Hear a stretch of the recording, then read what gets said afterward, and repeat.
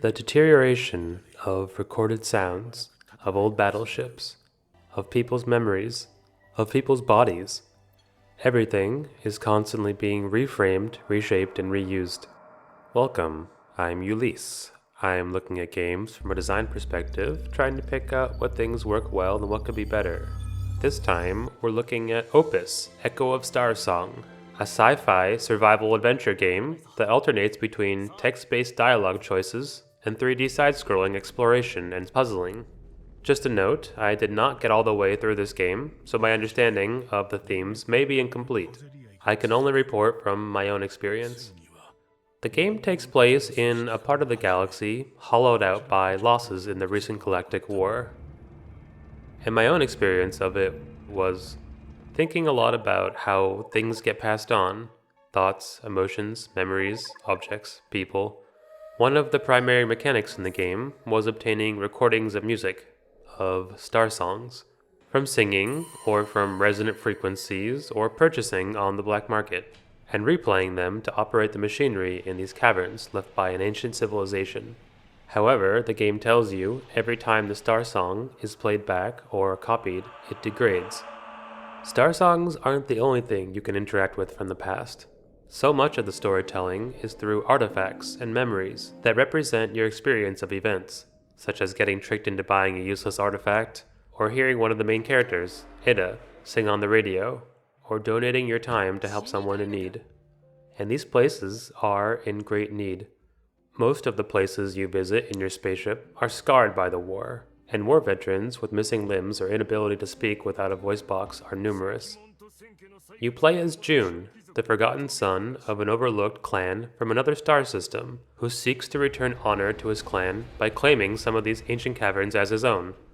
But it goes deeper than that. June is also carrying on the legacy of his mother to create a world that protects people who are helpless and need to cry. A significant portion of June and Edda's character development happens in flashbacks from the past, where you slowly piece together what their motivations are, what kind of people they are. As I hinted in the beginning, the spaceship you pilot has seen better days, and is actually a warship from the recent Galactic War that destroyed the way of life for the locals in this area of the galaxy. So many of them greet you cautiously or with outright hostility because of what you and the ship represent. Similarly, your companion Edda was conscripted to aid in the war against the locals because of the properties in her singing voice. But now she uses her ability to search for loot and sing on the radio. At one point in the game, you even come across a chemical that can literally reach across space and time to feel people from the past who may have already died. And indeed, the whole game takes place as the memory of June as an old man. Which brings me to the other part of Opus Echo of Starsong that I felt was quite unique. It's very story-driven, and has random encounters and resources, so you might think that maybe it's a survival game? But just like my thoughts in a previous review I did on The Final Station, the gameplay here is just a platform for immersion into the story. Opus Echo of Starsong is, in disguise, a visual novel, the interactive fiction medium that originated from Japan. From the start of the game, you use the star songs you find to activate the machinery and progress the story within. But there's generally no way to mess it up, except for some rare instances where if you mess it up the main character is like, no, that's not what happened, I didn't die, right? Did I die? There are a few types of minigames that are impossible to lose. I mentioned it seems like a survival game because you have a limited supply of fuel, shields, and exploration kits for the mines that you encounter, but they are very abundant, and all the merchants are always trying to get you to buy everything in bulk, because there's usually no reason not to. You can explore a wide range of space stations, but only the ones you can scan from your current location, so the progression outwards to faraway places is gated by the story progression, whereby you get better ship upgrades to increase your scan range. But I'm not saying any of these linear progression or storytelling elements take away from the game.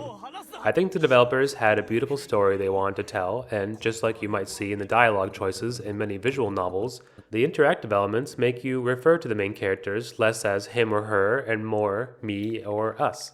Don't be a bystander in this game, be a player in the story.